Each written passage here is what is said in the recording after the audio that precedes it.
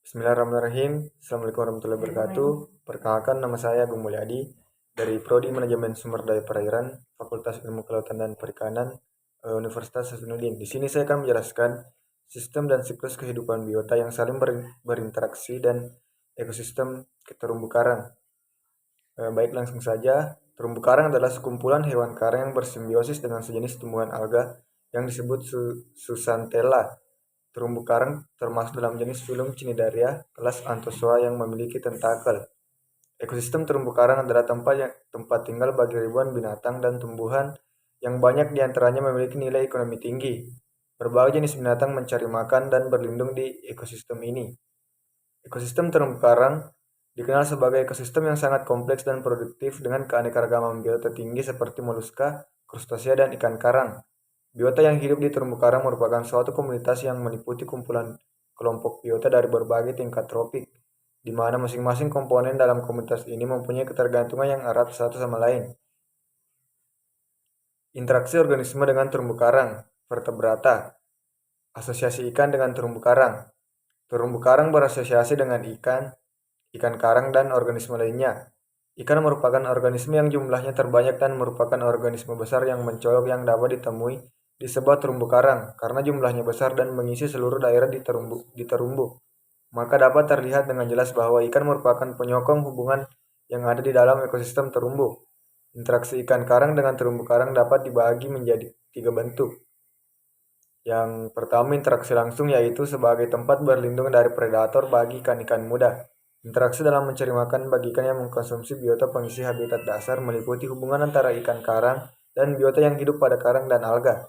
Interaksi tidak langsung antara struktur terumbu karang dengan kondisi hidrologi serta sedimentasi dengan pola makan ikan pemakan plankton dan karnivora, contohnya ikan buntal, ikan kuli pasir, ikan pagol, dan ikan kepe-kepe.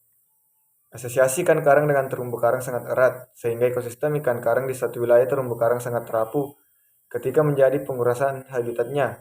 Dengan sifatnya ini pula, maka ikan karang dapat dijadikan indikator yang baik untuk mengetahui tingkat kerusakan habitat.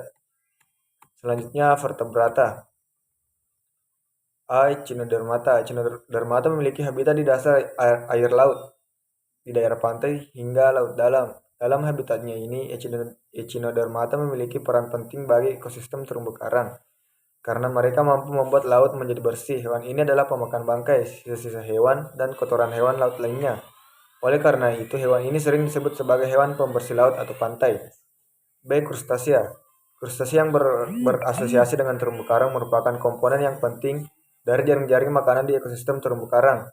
Untuk krustasea, infauna dan epifauna berhubungan erat dengan produsen primer dan berada pada tingkat trofik yang lebih tinggi karena pada masa juvenil dan dewasa mereka merupakan sumber makanan utama bagi berbagai ikan dan vertebrata yang berasosiasi dengan ekosistem terumbu karang dan sebagai detritor untuk membersihkan polit karang.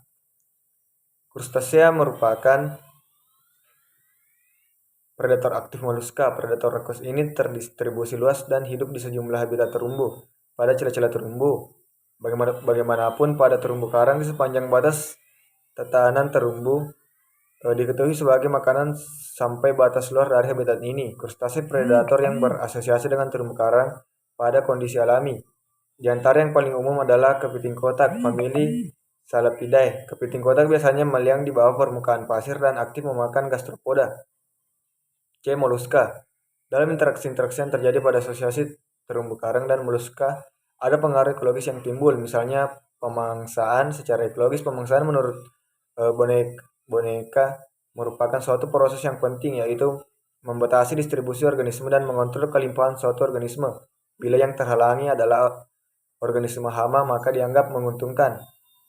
Pemangsaan adalah salah satu motor utama pembentuk dan penyusun komunitas biologi di alam. Pemangsaan juga berfungsi dalam menstimulir proses terjadinya adaptasi organisme, morfologi maupun perilaku. Kemudian selanjutnya interaksi alga, makroalga. Makroalga memainkan peran penting pada ekosistem terumbu karang baik yang masih alami maupun yang telah mengalami degradasi. Kelimpahan yang tinggi dari makroalga pada terumbu karang merupakan kondisi kritis dari aspek ekologis, lingkungan, estetika, dan nilai sosial ekonomi.